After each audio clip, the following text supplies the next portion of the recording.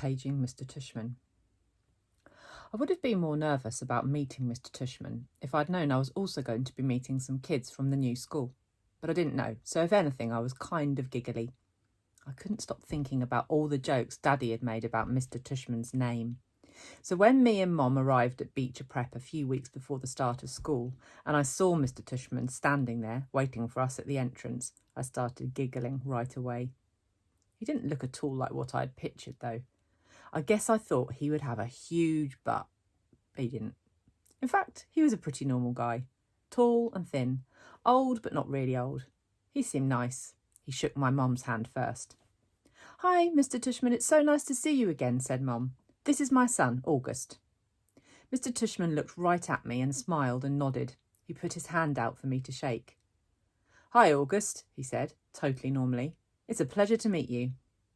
"Hi," I mumbled, dropping my hand into his hand while I looked down at his feet. He was wearing red Adidas. "So," he said, kneeling down in front of me so I couldn't look at his sneakers but had to look at his face, "your mum and dad have told me a lot about you." "Like, what have they told you?" I asked. "Sorry."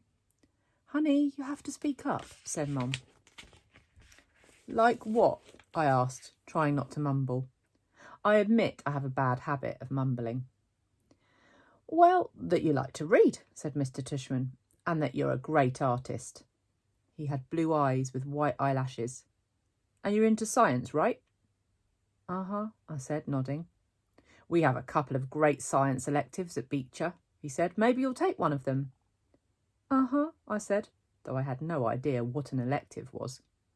"So, are you ready to take a tour?" "You mean we're doing that now?" I said. "Did you think we were going to the movies?" he answered, smiling as he stood up. "You didn't tell me we were taking a tour," I said to Mum in my accusing voice. "Augie," she started to say. "It'll be fine, August," said Mr. Tushman, holding his hand out to me. "I promise." I think he wanted me to take his hand, but I took Mom's instead. He smiled and started walking toward the entrance.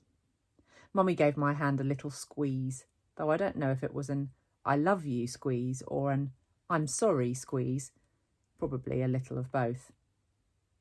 The only school I'd ever been inside before was Via's, when I went with Mom and Dad to watch Via sing in spring concerts and stuff like that. This school was very different. It was smaller. It smelled like a hospital.